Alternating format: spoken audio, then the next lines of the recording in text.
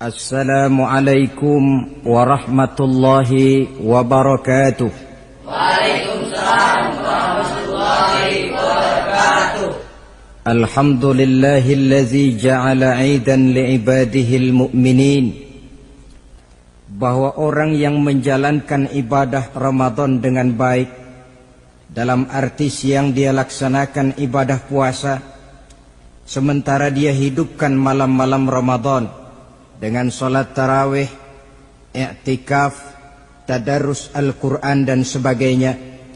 Orang yang semacam itu keluar dari Ramadan dijanjikan oleh Allah, ghufira lahu ma taqaddama min zambihi, diampunkan segala dosa yang pernah dia kerjakan. Sehingga ia keluar dari bulan Ramadan seperti bayi baru dilahirkan oleh ibunya, bersih, tidak punya dosa kepada Allah lantaran sudah dibersihkan oleh ibadah Ramadan. Jadi dalam Islam dosa itu ditebus dengan taubat, dengan amalan kita sendiri, bukan dengan uang, tidak juga dengan beras. Saya percaya kalau dosa bisa ditebus dengan beras misalnya, barangkali Menteri Pertanian akan lebih dulu masuk surga. Kalau dosa bisa ditebus dengan uang, mungkin gubernur bank sentral atau para menteri keuangan akan menjadi penghuni surga nomor wahid. Dalam Islam, dosa ditebus dengan taubat kepada Allah. Orang yang melaksanakan ibadah dengan baik di bulan Ramadan, keluar Ramadan, masuk 1 Syawal seperti bayi baru dilahirkan oleh ibunya. Pantas dia mengucapkan minal aidin, semoga kami termasuk orang yang kembali kepada fitrah, suci, bersih. Dia rayakan hari itu, hari di mana dia kembali kepada kesucian. Itulah hakikat daripada Idul Fitri. Dengan kata lain, Idul Fitri ini tidak bisa dilepaskan kaitannya dengan ibadah Ramadan. Hanya oleh karena kita melaksanakan ibadah Ramadan, maka kita rayakan Idul Fitri. Dengan bahasa yang lebih langsung, sebenarnya yang berhak merayakan Idul Fitri mereka yang mengisi Ramadan dengan kegiatan ibadah. Saudara-saudara kaum muslimin yang berbahagia, lalu bagaimana prosesnya? Yang pertama, manakala datang senja akhir Ramadan, wajiblah kita mengeluarkan zakat fitrah. Sebab Rasulullah sallallahu alaihi wasallam bersabda, "Saumul 'abdi mu'allakun ma baina as-sama'i wal ardi hatta yu'addiya shadaqatal fitri." Sesungguhnya puasa seorang hamba bergantung antara langit dan bumi, yakni belum diterima oleh Allah sampai dia mengeluarkan zakat fitrahnya. Memang boleh mengeluarkan zakat fitrah itu sejak awal Ramadan. Itu waktu yang dibolehkan. Jadi saudara tidak mau sibuk, begitu 2 hari puasa lalu bayar zakat fitrah, boleh. Tetapi waktu yang wajib sejak terbenam matahari akhir Ramadan. Waktu yang terbaik untuk membayar zakat fitrah selesai sholat subuh sebelum orang berangkat melaksanakan sholat Idul Fitri. Waktu yang makruh setelah orang selesai sholat Idul Fitri lalu baru bayar zakat fitrah, makruh di situ. Sedangkan waktu yang haram apabila matahari terbenam pada hari raya tanggal 1 Syawal baru mau bayar zakat fitrah, sudah haram hukumnya. Jadi diawali dengan membayar zakat fitrah, dan ini merupakan realisasi daripada latihan puasa, cinta kepada fakir miskin. Orang bilang kan bulan Ramadan itu katanya bulan latihan. Kata orang Jawa, month of training, bulan latihan. Apa sih perlunya latihan? Kalau PSSI masuk latihan, tentu keluar latihan mainannya makin bagus. Elias Pikal masuk latihan, keluar latihan gaya tinjunya makin hebat. Itu perlunya latihan. Kalau latihan tiap hari tapi main kalah terus, orang kan bilang buat apa latihan kalau main kalah terus. Kita muslimin selama Ramadan sebulan penuh masuk latihan. Latihan sabar, latihan jujur, latihan disiplin, latihan sederhana, latihan mengendalikan nafsu. Berhasil atau tidaknya latihan itu kelihatan dalam gaya hidup kita sesudah keluar Ramadan. Kalau tidak, Ramadan sabar, habis Ramadan habis sabarnya. Ramadan rajin ke masjid, selesai Ramadan selesai ke masjidnya. Ramadan rajin baca Quran, selesai Ramadan selesai rajinnya. Itu pertanda latihan tidak berhasil. Maka salah satu latihan ini kita buktikan kecintaan kita kepada fakir miskin dengan kewajiban membayar zakat dan zakat fitrah. Ya Allah, sudah saya rasakan bagaimana tidak enaknya lapar dan haus. Sudah saya rasakan bagaimana tidak enaknya penderitaan orang-orang fakir dan miskin yang tiap hari kelaparan dan kehausan. Sebagai pertanda, ya Allah, saya keluarkan zakat fitrah ini untuk orang-orang fakir dan miskin. Itu kita keluarkan pada saat matahari akhir Ramadan terbenam. Masuk malam pertama bulan Syawal. Malam takbiran kalau istilah di kampung kita ini. Allah Subhanahu wa taala dalam Al-Qur'an menjelaskan walitukmilul iddata. Hendaklah engkau sempurnakan jumlah bilangan hari puasamu. Berpuasa sebulan penuh. 30 hari atau lebih sering 29. Bila sudah sempurna hari puasa itu, walitukabbirullah, hendaklah engkau agungkan Allah. Hendaklah engkau bertakbir. Oleh karena itu disunahkan menghidupkan malam 1 Syawal, malam hari raya Idul Fitri itu dengan memperbanyak takbir.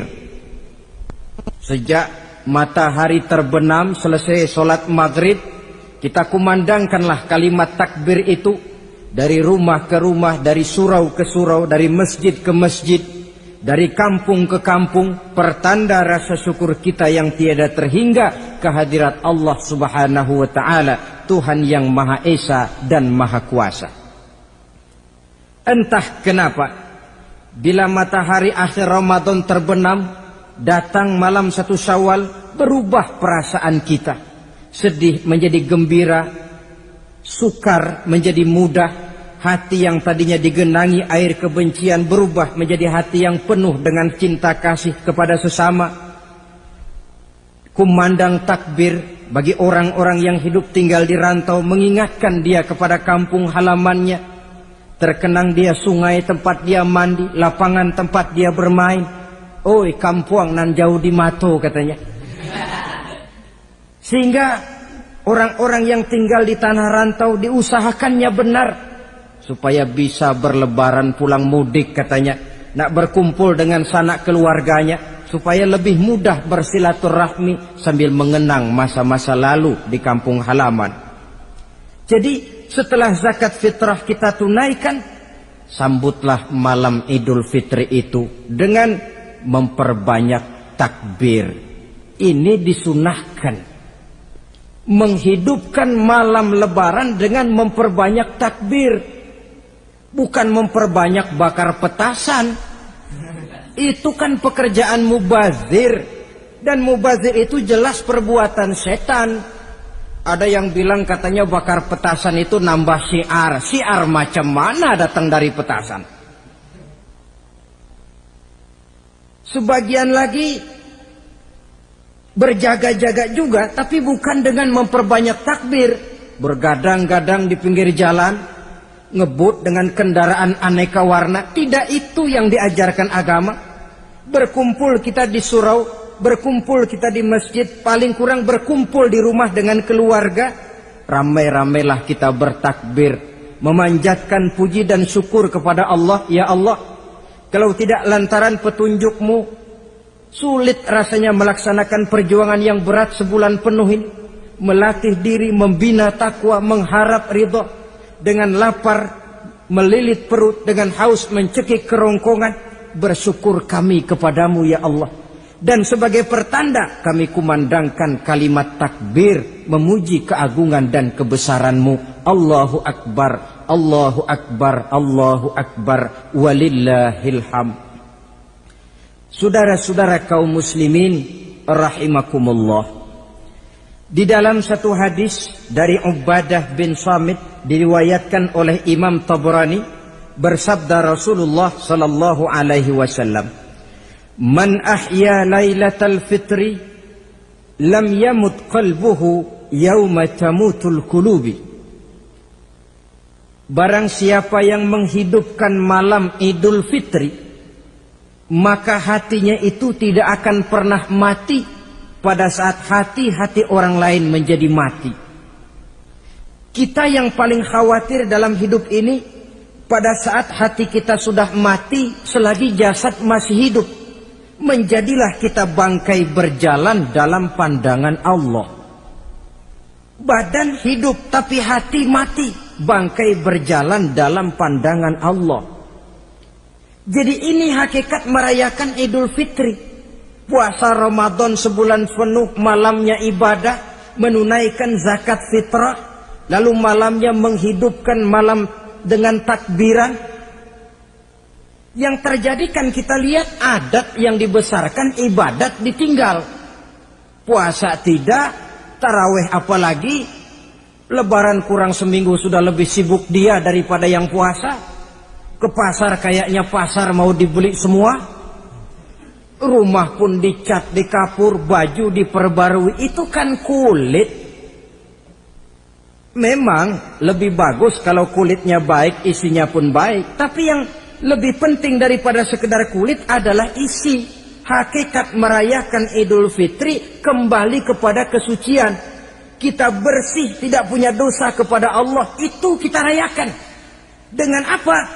Nah, oleh seorang ulama, Al-Imam Zakiyuddin Abdul Azim bin Abdul Quwa Al-Munziri, diberikan contoh bagaimana Rasulullah sallallahu alaihi wasallam itu merayakan Idul Fitri.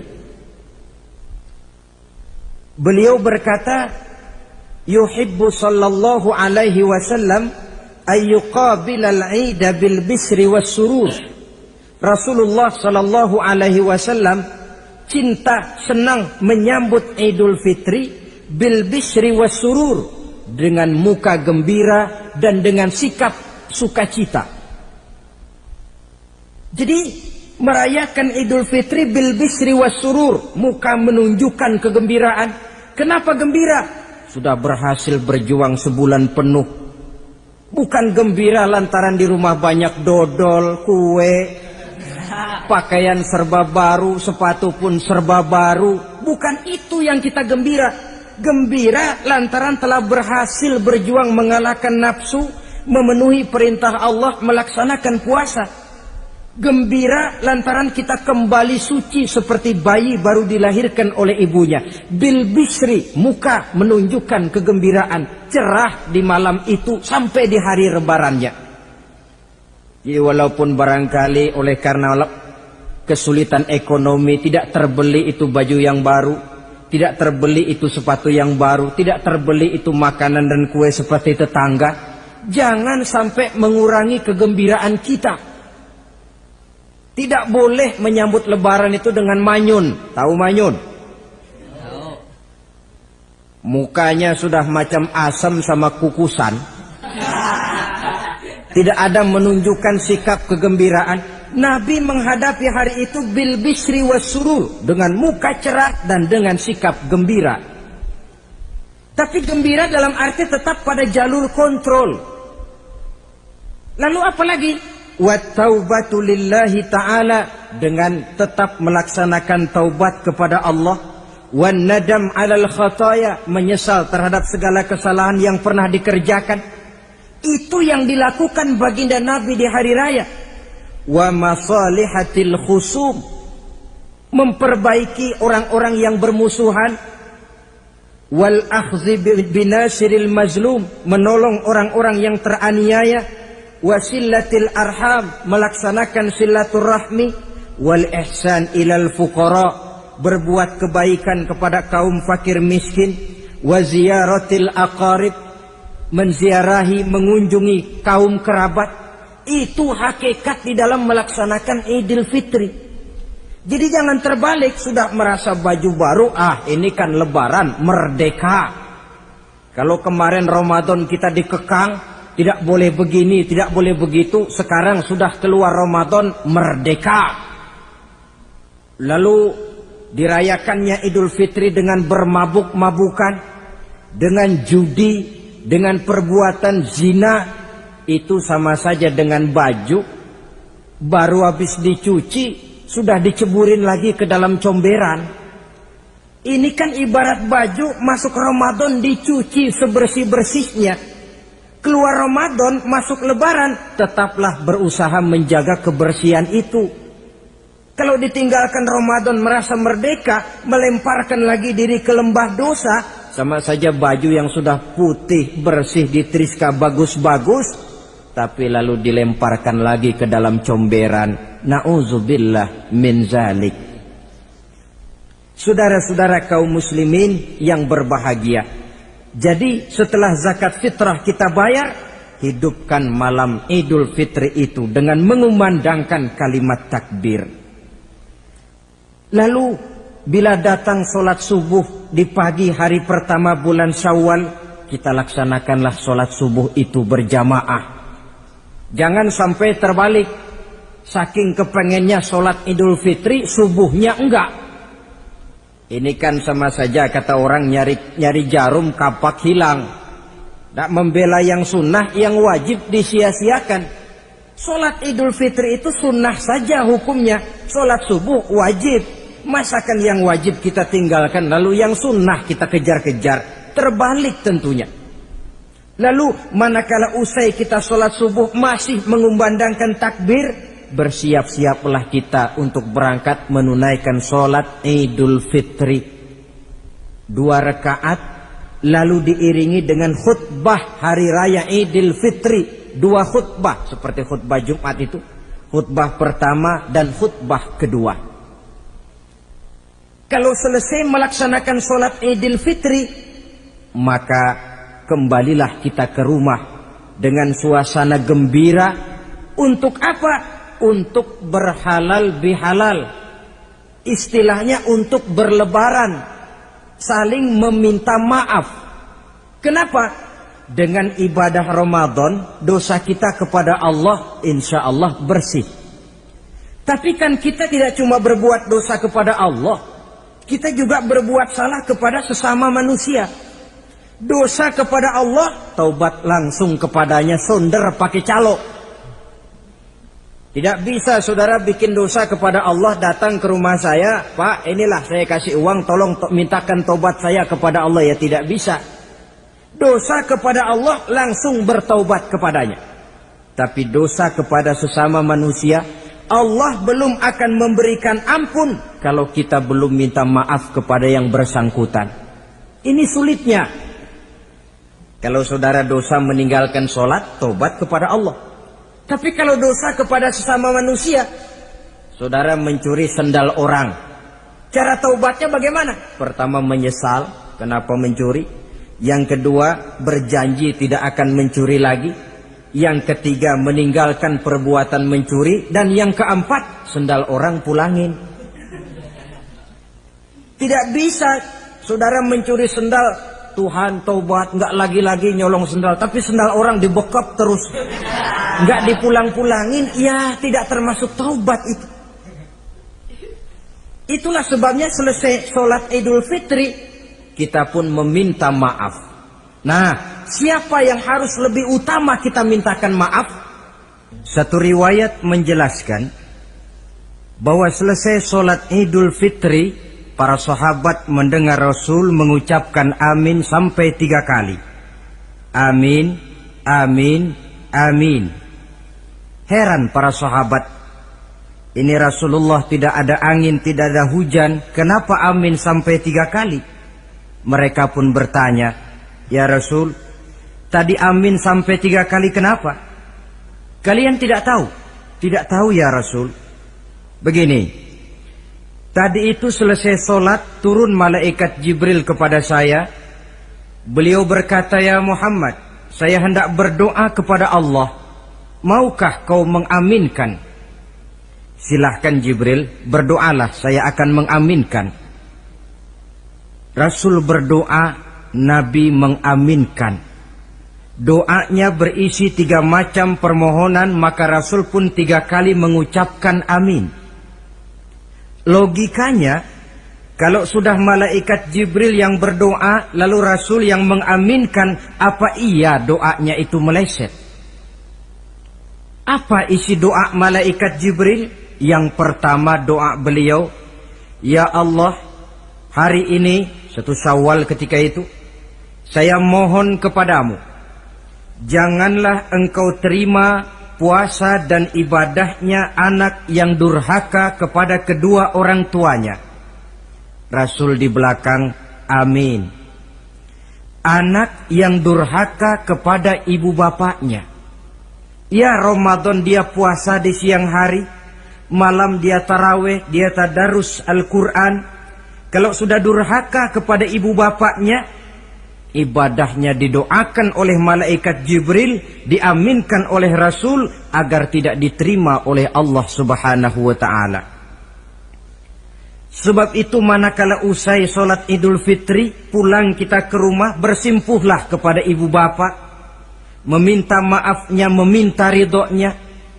Ibu kita yang telah mengandungkan kita, melahirkan kita antara pilihan hidup dan mati. Bapak yang pergi pagi pulang sore, peras keringat banting tulang untuk mendidik dan membesarkan kita.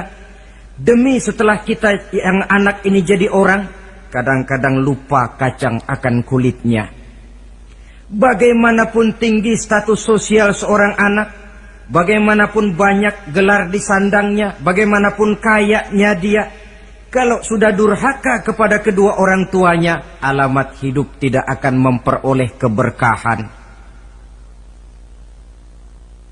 Doa malaikat Jibril yang kedua, "Ya Allah, hari ini saya mohon kepadamu, jangan engkau terima puasa dan ibadahnya suami istri yang tidak saling memaafkan." Sebab itu seorang suami, seorang istri, selesai turun sholat Idul Fitri, hendaklah berlapang dada si suami memaafkan istrinya, meridhokannya. Si istri pun bersimpuh meminta maaf dan ridho suaminya. Istri yang durhaka kepada suaminya. Sebab itu tidak heran kalau Rasul dalam satu hadis pernah menjelaskan, "Ayyumam ra'atin matat wa zawjuha anha radin illa dakhalatil jannah." Kalau ada seorang perempuan meninggal dunia, suaminya ridho kepadanya, itu perempuan akan masuk surga. Ini artinya, kalau seorang perempuan meninggal, suaminya tidak ridho kepadanya, biar dia tukang sholat, biar dia ahli puasa, biar dia hadir di majelis taklim manapun, meninggal tidak diridhoi suaminya, pintu surga belum dibukakan sampai suaminya ridho kepadanya. Riwayat lain menjelaskan bahwa sepulang Isra dan Mi'raj, Rasul bercerita kepada para sahabat, "Saya dalam perjalanan Mi'raj itu diperlihatkan neraka." "Neraka ya Rasul?" "Iya." "Lalu bagaimana?" "Saya lihat isinya kok kebanyakan perempuan." "Perempuan?" "Heeh." "Laki bagaimana ya Rasul?" "Laki juga tidak sedikit." "Kenapa lebih banyak perempuan ya Rasul? Apa mereka tidak sholat?" "Sholat." "Tidak puasa barangkali?" "Mereka rajin puasa." "Tidak suka mengaji barangkali?" "Mungkin lebih rajin dia dari suaminya." "Lalu apa penyakitnya ya Rasul?" Beliau menjawab, "Hunna yakfurnal asir." Penyakit perempuan itu dimanapun, tidak pandai bersyukur, kurang rasa terima kasih kepada suaminya. Suaminya yang bertahun-tahun pergi pagi pulang sore peras keringat banting tulang untuk menghidupi keluarga, sekali saja terselip berbuat salah, hilang jasanya yang bertahun-tahun itu. Cuma salahnya saja yang diingat. Ibarat kata pepatah, panas setahun, habis dibalas oleh hujan satu hari. Habis dibalas oleh hujan satu hari. Malaikat Jibril yang ketiga, ya Allah, hari ini saya mohon kepadamu, janganlah engkau terima puasa dan ibadahnya muslim yang tidak mau memaafkan sesama saudaranya muslim.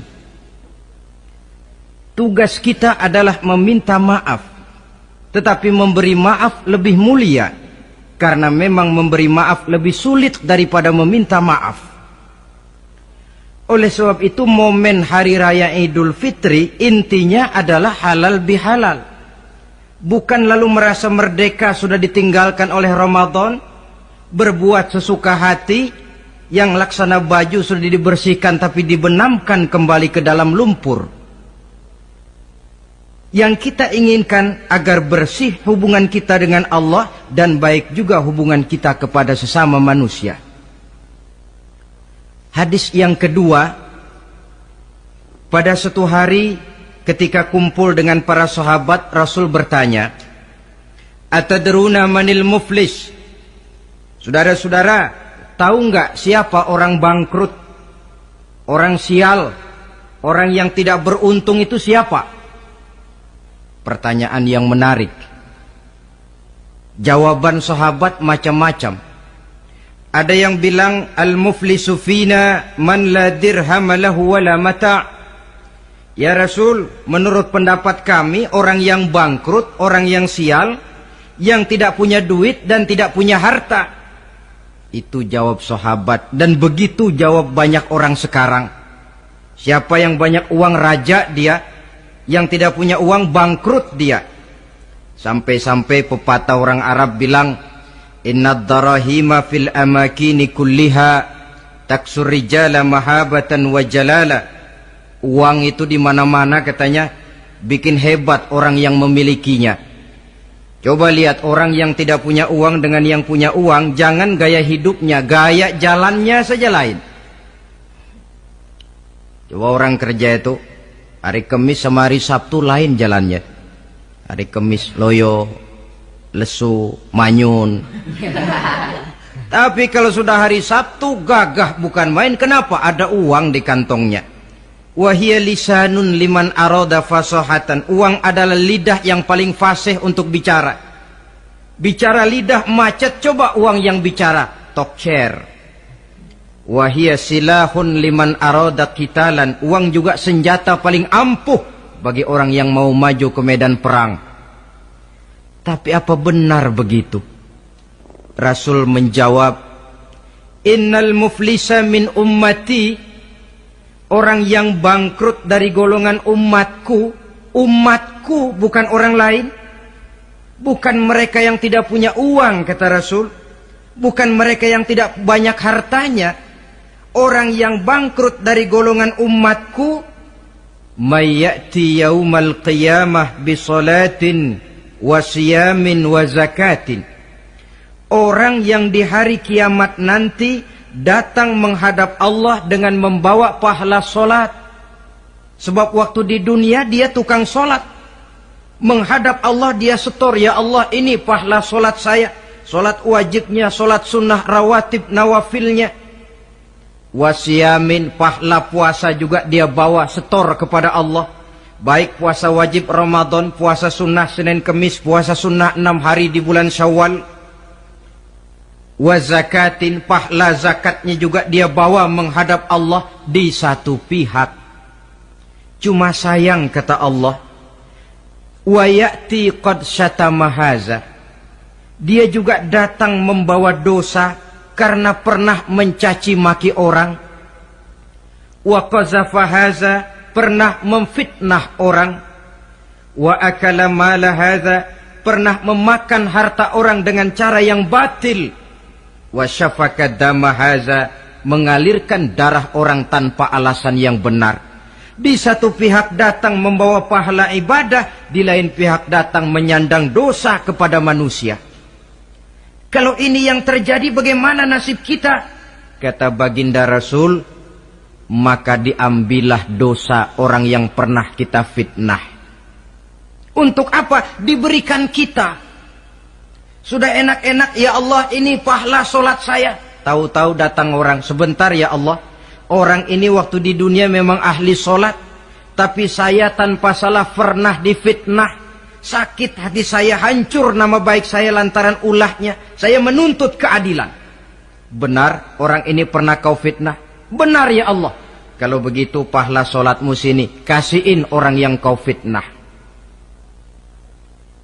Habis pahala solat, datang lagi orang menagih, ya Allah, dia memang waktu di dunia ahli bayar zakat, tapi juga dia sering makan harta orang dengan cara yang batil. Benar? Benar ya Allah. Sini, pahala zakatmu berikan kepada orang yang hartanya kau makan dengan cara yang batil. Fa in faniyat hasanatuhu qabla ayyuqda ma alaihi. Kalau pahala kebaikannya sudah habis untuk nutup hutang dosa, sementara tagihan datang terus, ukhiza min khatayahum, maka diambillah dosa orang-orang yang pernah kita fitnah, kita caci maki, kita zolimi, untuk diberikan kepada kita. Apa enggak bangkrut ini? Sudah pahala dipretelin, dosa dikasih lagi. Ibarat orang dagang, modal habis, tagihan utang datang terus.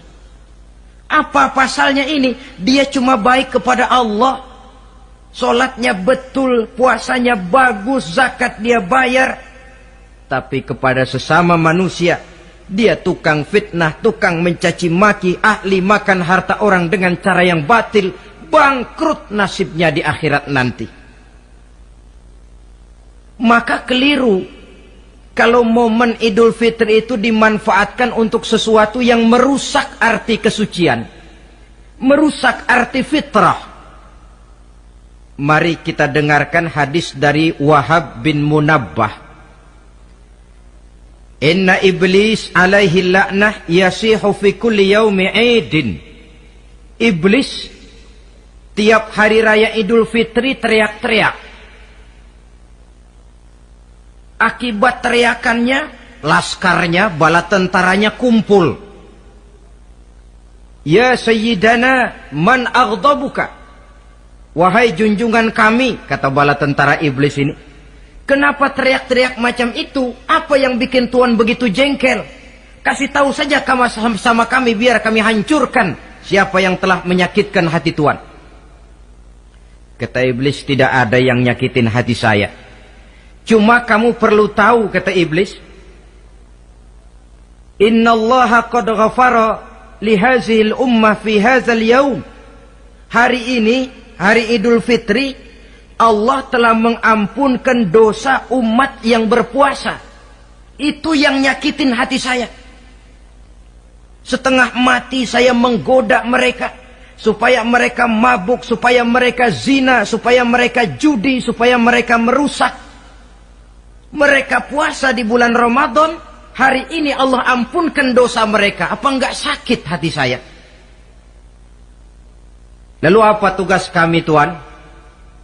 Kata tentara iblis ini, fa'alaikum an tusghiluhum bil lazat wa syahawat wa syurbil khamr. Kata iblis, kasih komando dia, begini saja, kau rusak mereka, umat Islam yang dosanya hari ini diampuni, kau rusak mereka bil lazat, dengan segala macam kelezatan, wasyahawat, dengan memperturutkan hawa nafsu, wasyurbil khamr, dengan meminum minuman yang memabukkan di hari raya Idul Fitri ini. Jadi kalau mereka datang bermaaf-maafan, Allah sudah mengampuni dosa mereka, tolong kau rusak suasana itu. Tanamkan kepada mereka supaya menikmati hari ini dengan segala macam kelezatan, memperturutkan hawa nafsunya, meminum minuman keras, hanyut di meja judi, sehingga melupakan arti hakikat Idul Fitri yang sebenarnya. Di akhir riwayat ini Nabi pesan, oleh karena itu kata Nabi, ijtahidu yaumal fitri fis sadaqah wa a'malil khair wal birri minas salah waz zakah wat tasbih wat tahlil. Oleh sebab itu kata Nabi, hati-hatilah kamu, sungguh-sungguhlah kamu pada hari Idul Fitri ini melaksanakan segala macam kebajikan seperti sedekah, perbuatan baik, solat, zakat, mengucapkan tasbih, tahlil, karena hari ini Allah telah mengampunkan dosa kamu. Jadi jangan dinodai hari yang bersih itu dengan perbuatan-perbuatan yang tercela. Inilah kelirunya kalau adat lebih dibesarkan daripada ibadat. Kalau menyambut Idul Fitri itu yang lebih diutamakan baju barunya, pakaian serba barunya, rumah serba bersihnya, lalu fasilitas serba adanya, lupa kepada intinya, manusia akan mudah terjerumus menodai hari yang suci dengan perbuatan yang kotor. Saudara-saudara, ma'asyiral muslimin rahimakumullah. Karena itu Rasulullah sallallahu alaihi wasallam pernah menjelaskan apa hakikat hari raya sebenarnya.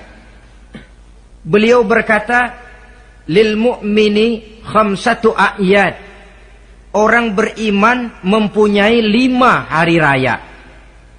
Yang kita tahu kan gampangnya Idul Fitri, Idul Adha, kan itu. Ya. Rasul berkata, orang beriman sebenarnya mempunyai 5 hari raya. Hari raya yang dia rayakan dengan kegembiraan. Kapan saja itu? Pertama, kullu yaumin yamurru 'alal mu'min wa la yuktabu 'alaihi zanbun. Setiap hari yang dilalui oleh seorang mukmin tanpa Allah menulis dosanya, itulah hari raya baginya. Jadi kalau berlalu 1 hari dan hari itu kita tidak melakukan dosa satupun, itu hari raya. Dengan kata lain, bergembiralah seorang mukmin kalau dia bisa melewati 1 hari tanpa di hari itu dia melakukan dosa. Itu hari raya. Aduh, saya girang benar hari ini. Kenapa? Hari ini tidak ada dosa yang saya kerjakan rasanya. Hari raya pertama adalah hari di mana kita lewati tanpa melakukan dosa. Kira-kira bisa nggak 1 hari lewat tanpa dosa? Ya, bukan cuma sekedar mau, tapi berusaha untuk bisa. Ini hari raya yang pertama. Yang kedua kata Nabi, al-yaumul ladzi yakhruju fihi minad dunya bil iman wasyahadah wal ismah min kaidis syaitan. Hari di mana dia keluar meninggalkan dunia ini kembali kepada Allah bil iman, dengan membawa iman, wasyahadah, mengucapkan 2 kalimat syahadat, wal ismah min kaidis syaitan, dan selamat dari tipu daya setan. Saudara-saudara, mati membawa iman, sempat mengucapkan 2 kalimat syahadat, selamat dari tipu daya setan, itu hari raya kita.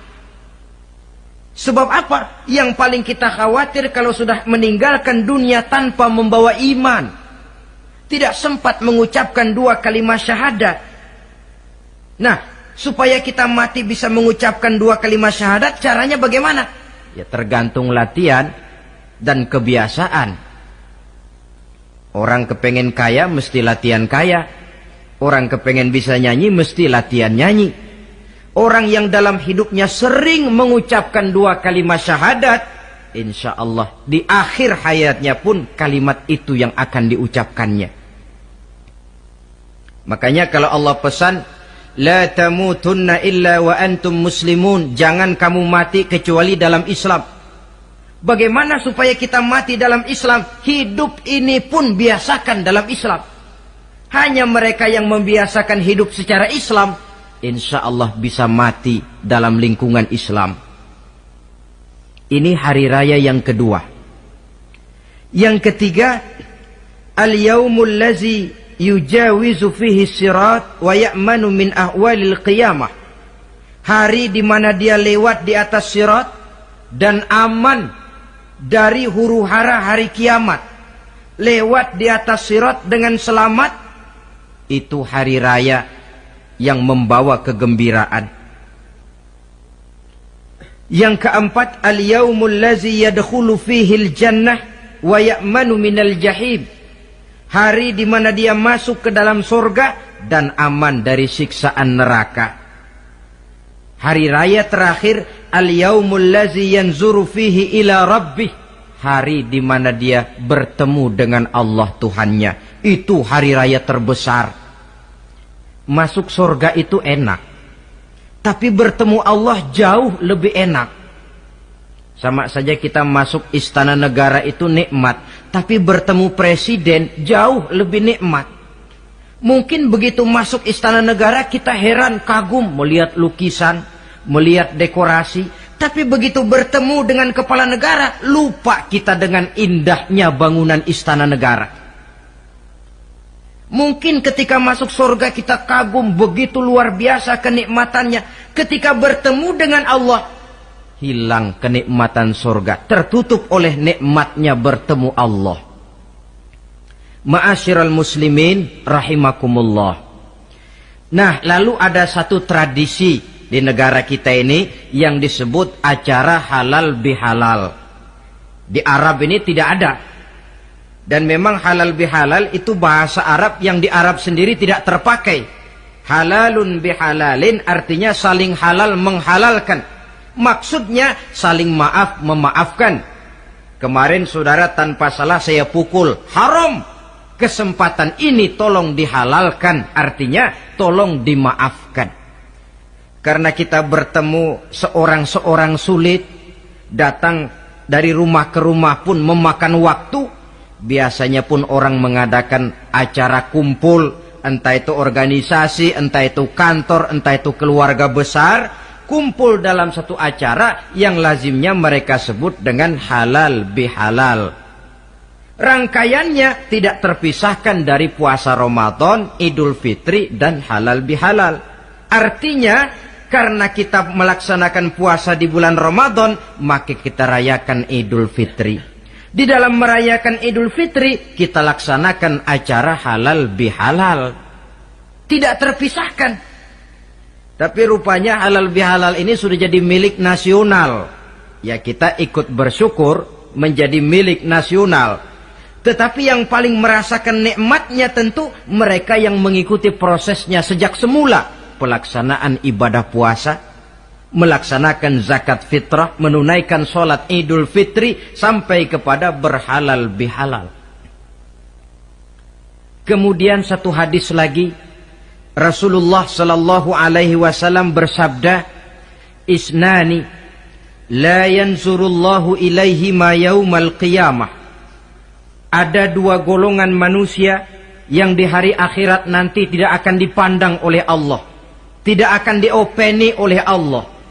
Siapa mereka? Pertama qati'ur rahim, yang kedua jarus su'i.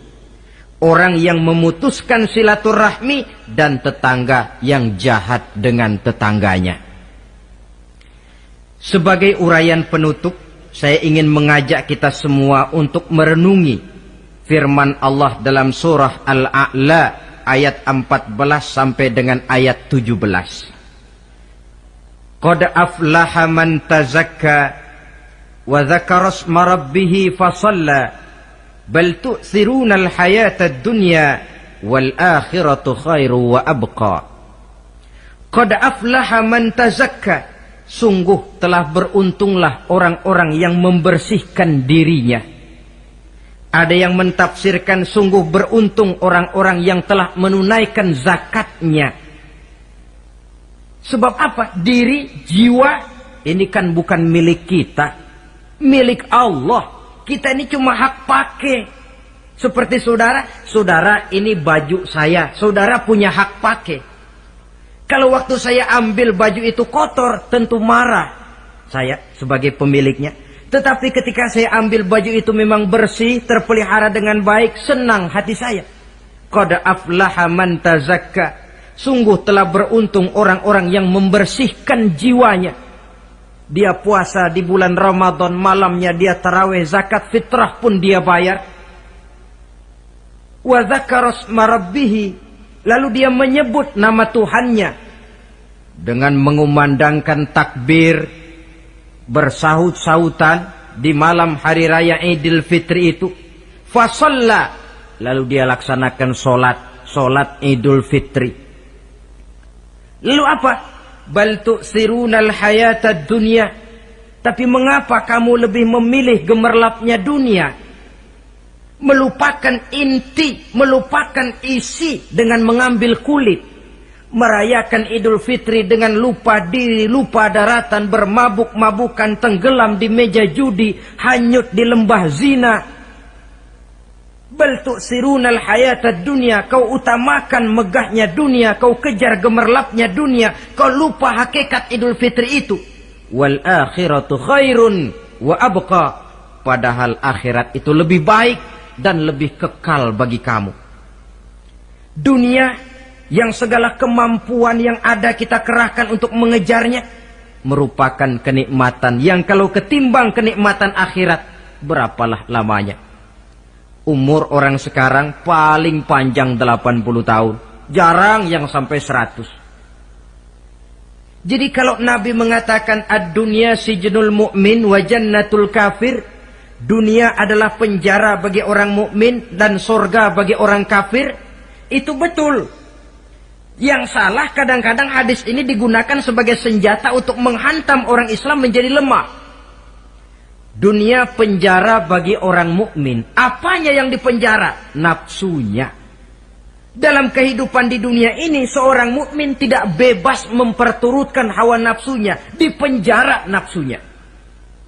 Wa jannatul kafir, tapi dunia ini surga bagi orang kafir. Tidak lagi merupakan penjara, dia bebas memperturutkan hawa nafsunya. Dilarang tidak terlarang, dicegah pun tidak tercegah.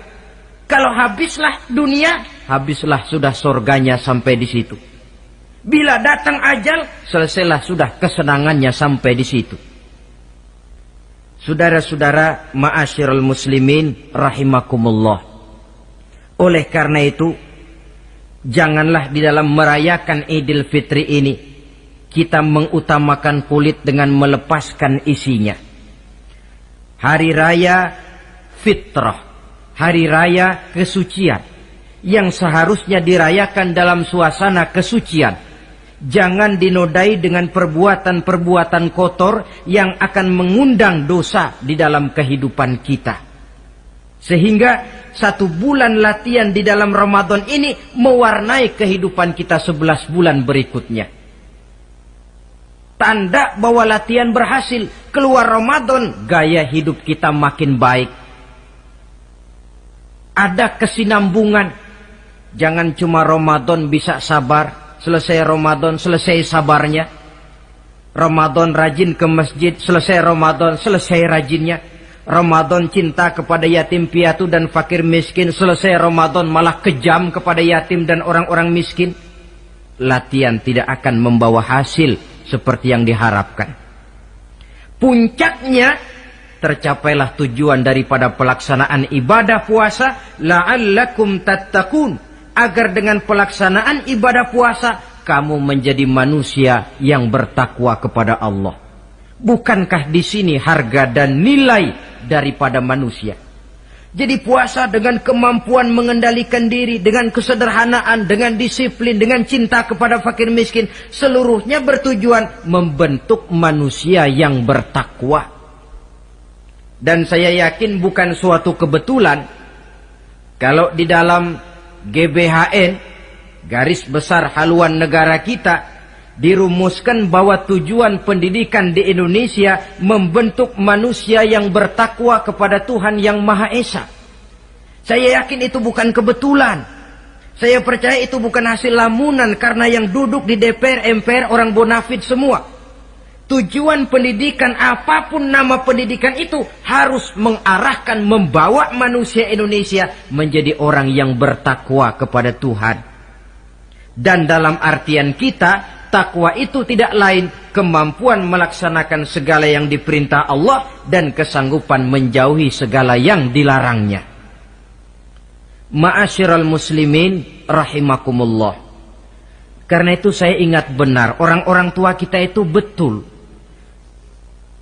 Kalau dia berlebaran, dia bawa anaknya yang kecil-kecil itu ke rumah keluarga, sanak familinya, diperkenalkan. Ini bibimu, yang itu pamanmu, sebelah sana tuh kakekmu. Apa yang kita ingat di waktu kecil akan tertanam sampai kita besar. Istilahnya tidak kehilangan obor.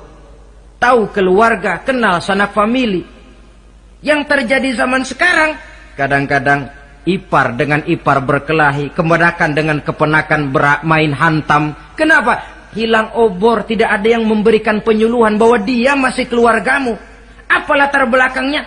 Kurangnya silaturahmi.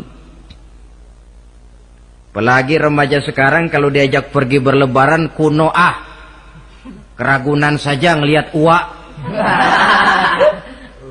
Ya tidak ada salahnya toh, rekreasi persilakan. Keragunan kah, ke Taman Mini kah, ke Taman Impian Jaya Ancol kah. Tetapi silaturahmi ini utamakan. Kunjungi keluarga, kunjungi sanak famili, handai tolan. Sebab apabila silaturahmi ini sudah retak, pada akhirnya kita kehilangan obor. Manakala sudah kehilangan obor, boleh jadi kita tidak akan saling mengenal satu dengan lainnya. Bukankah adat hidup katanya tolong menolong? Bila kita merupakan satu keluarga besar, mungkin ada kelemahan di bidang pendidikan, yang lain maju di bidang ekonomi, saling membantu sehingga terwujud di mana yang satu menunjang kemajuan bagi yang lainnya. Saudara-saudara, inilah pembicaraan kita pada pertemuan kita kali ini. Dengan harapan tentunya mudah-mudahan kita benar-benar masuk dalam kelompok minal aidina wal faizin wa kullu amin wa antum bi khair. Termasuk orang yang kembali suci kepada fitrah, beruntung dan amalan ibadah kita diterima oleh Allah Subhanahu wa taala. Sekian dan demikian, terima kasih atas segala perhatian, mohon maaf atas segala kekurangan.